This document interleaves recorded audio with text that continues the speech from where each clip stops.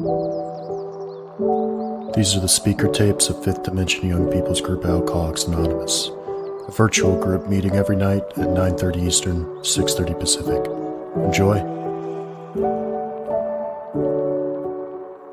Hello, everyone. I'm Peter. I'm an alcoholic. Um, uh, Thank you for everybody for sharing your sobriety time. It's really nice to see that people are coming here. It's just,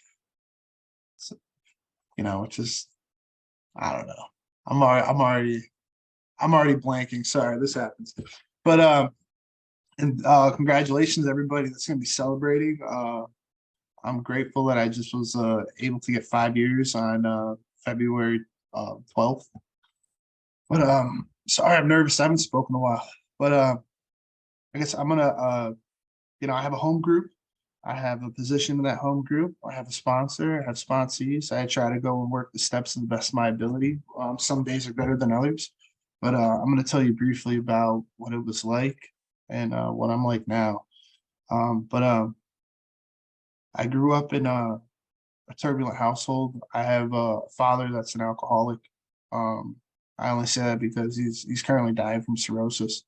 Uh, I have a mother that's, I used to use drugs with, drugs are a big part of my story. I'm going to keep it on alcohol today, but me and her used together for a long time. And she sold drugs in the household. I knew she was a drug dealer from around the age of 7, and I idolized her. I think I moved about 45 times before the age of 13 until I finally moved out. And I lived with my sister. And drinking and like smoking weed was my safe haven.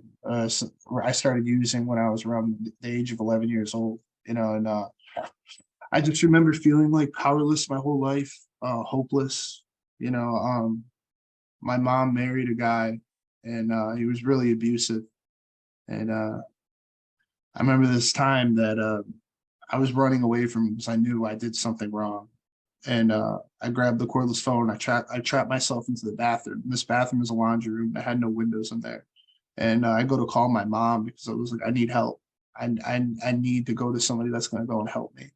And all of a sudden the phone goes dead. And because he unplugged it, and I like when I was like 7 years old, I didn't know, like I thought cordless phone just worked. I didn't really even think of that. Then I hear a slow knock on the door and him saying, "You got to come out sometime."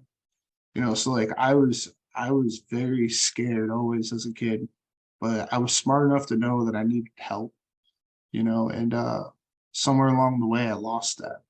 And I thought I needed to do everything by myself and on my own. And around the age of 14, I left school.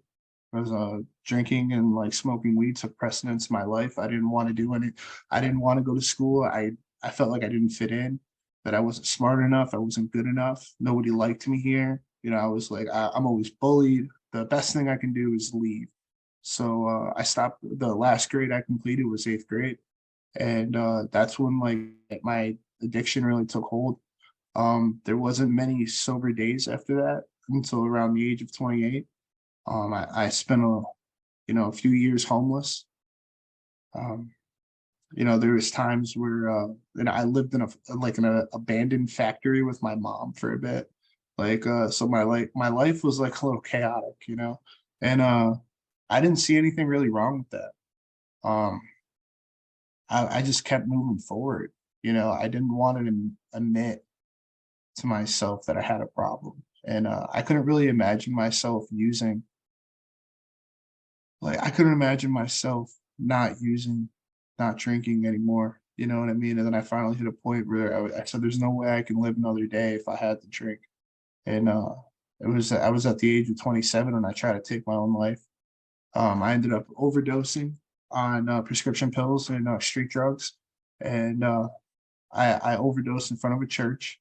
Some people found me and drove me 3 blocks down to the hospital, and some nurses found me outside, and they ended up dragging me in the hospital. The doctor is like, "Oh, he's gone," and the nurses were like, I was in a blackout. I have no idea what's going on. This is just what the nurses were telling me as they were crying to me, and I was upset that I was still alive. And they worked on me and they brought me back. And I ended up going to a psych ward and then to an involuntary detox. I'm from Massachusetts, so I got section 37, I think it's called. And I went to like an involuntary detox, you know. So I went there and I went to a halfway house, and I got my first exposure to like to AA and to being sober. I kind of just stayed in the bubble of guys that I was with there. And you know, we just ran around Boston and like looked at girls on the train and like walked around Faneuil Hall. And it was like, oh yeah, this is the life, man. I finally made it. Like this is it. Like sobriety's awesome, you know? And you know, I'm hanging out with other guys and not doing anything as far as the program goes. And you know, I was convinced I was just a heroin addict. That was my problem, you know, and thank God I relapsed and I drank. My life became unmanageable very fast. And that's when I realized I was an alcoholic, and I got involved in AA. I found a couple people, you know, it's like it's really hard for me to trust people. It's still to this day. Thankfully, I've been working on that. But I ended up getting involved in service and just like kind of just, you know, being a part of AA, but not really being a part of AA. But it was only when I started like doing work on myself that I realized that, you know, I'm not a victim of my past. And like to me, I never wanted to be a victim. You know, I was that word just I hate that word. You know, that's I was like, I'm not a victim, you know, like, and then it was, well, you're a child, you know, and it's like, yeah, I didn't have a choice. What happened happened, you know, and you know, then I would just make jokes about it. That was my defense. You know what I mean? I can go and talk about the most horrific shit I've been through, and I would just make a joke and laugh about it, you know, because I wasn't really dealing with that stuff. And in my mind, I thought because I can talk about it freely like that, then I dealt with it. And I don't have any resentments towards like my mother and my father or anyone else in my life that harmed me. Um, but I did. I was deeply, deeply, deeply resentful, and it was killing me. Um, I only realized like, you know, it's crazy. I only realized recently that well, I'll tell you like this.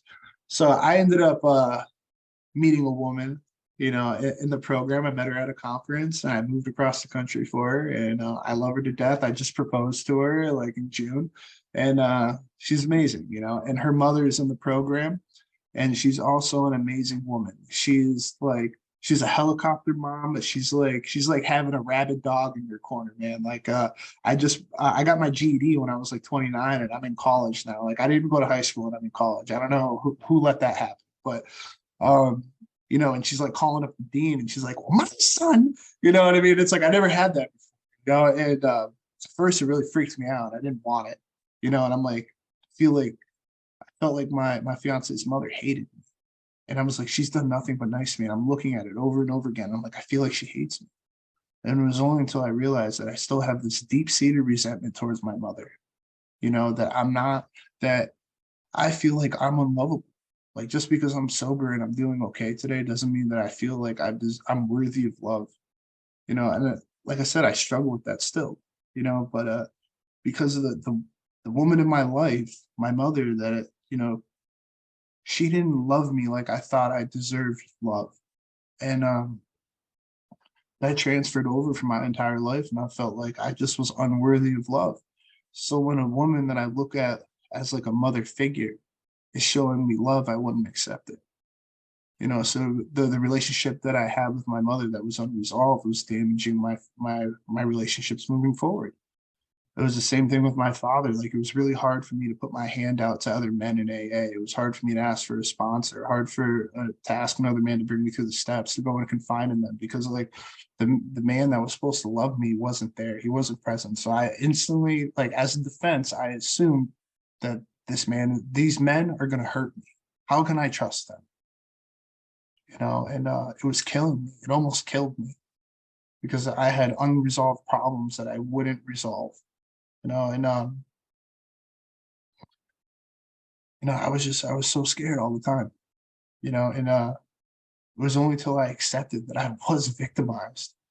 How, you know, like bad things happen to us. You know, to all of us, and it's okay to accept that we have been victimized. You know, like I something I really struggled with for a long time because if you keep on acting like a victim, like you're too strong to go, like you're strong and you're gonna overcome this. You know what I mean? It's gonna overcome you.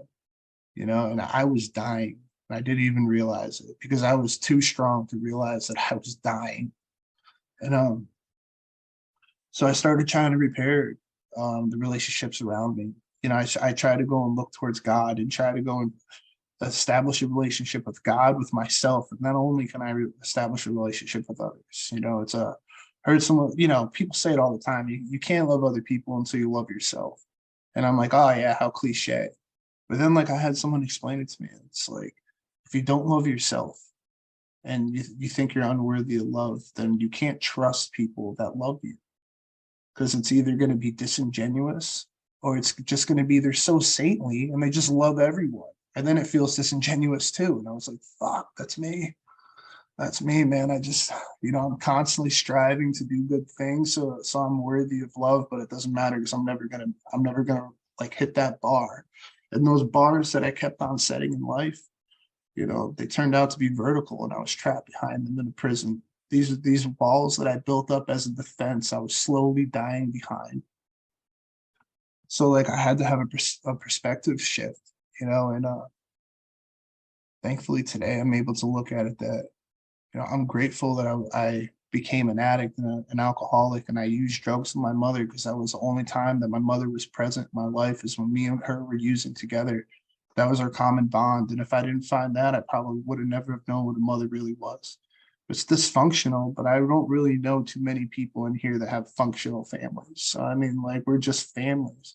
And that was my relationship with her. And that's something that I can find gratitude for today. Um, I used to get so resentful when I would hear people share at the podium and they would say, you know, oh, I got my family back, you know, they're back in my life. I'm like, I lost everyone. My sister gets high, my mom gets high. Like my family's fucking gone because I got sober and I'm all alone now. And I was fucking mad at everyone because I'm not getting these things. You know, but my sister just got a year and a half sober. I'm like so proud of her. You know, she's amazing now, you know, like she's always been amazing. She took me in when I was a kid and I really looked up to her, you know, but this program gave me my sister back. Sorry, I'm getting a little emotional. I'm just so proud of her. I just got off the phone with her a little while ago. I was gonna tell her I was speaking tonight, but then I didn't. It's just like, you know, you know, so it took a while. You know, it took, you know, 3.5, 4 years, but you know, I got my sister now. And she just came, she drove 14 hours to come see me for like 60 hours. Well, we had an engagement party, you know, back in January. And she was just present for me. And my mom was also there too. So I gave my therapist plenty to talk to her about, you know. But yeah, I don't know, just the perspective shifts that you have in this program, you know. I should just go through life being so angry. That was my defense. And it served a purpose for a long time. Like I don't know if I would be here today. It's the same thing that I don't know if I would have made it through my teen years if I didn't have drinking, you know, to self-medicate. Because I wasn't strong enough to deal with what went on in my life. And I thankfully I turned to drinking to go and to protect me, to shelter me. And then I think God was like, okay, I think you're going to be strong enough to be sober and deal with these emotions. And I was like, nah, you're wrong. And I tried to shut him down. And I just slowly died until I finally did something about it. I don't know, like I'm big on just like things that happened to you earlier in life. You know, you develop defenses, and like those defenses, I said they help us survive. You know, we did a lot of things that we're not proud of, that a lot of things that would have killed other people, but we're here now. So it's like we can't just throw those away. We got to honor them. They don't work today. Like my anger doesn't work when I'm at the grocery store and the line is too long. I can't just go and freak out on everybody. My life isn't in danger, but it feels like it is. I feel like I have to go fast. I have to get out of there. Everybody knows I'm an alcoholic. Everybody knows I'm unlovable. I need to leave. My mind starts going crazy. And I gotta slow down and realize that my life is not in danger anymore.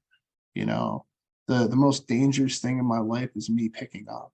but hopefully with God in my life, I don't do that. I haven't done it today. Um, I don't know. I like this analogy, and then I'm probably gonna stop speaking. I don't know how long I talk for, but our defenses, it's like we're out in a boat, we're out at sea, and the waters are really, really rough, and the boat capsizes, and we're drowning, and we grab onto a piece of wood, and we're floating out in the water, and all we have is that wood that's keeping us alive, that one log, and then we see the shore, and it's like I can swim to that shore and I can live a life today, but instead I hold on to that log because this is the thing, because I'm too afraid to go to the shore. This is the thing that's kept me alive. It's like we have to let go of that log. We have to get to shore, and I'm working on it right now, working on letting go of that log. You know, I don't know. Thank you for having me here, Anthony. But I don't know how long I spoke for, but I feel like that's long enough. And with that, I pass. Thank you.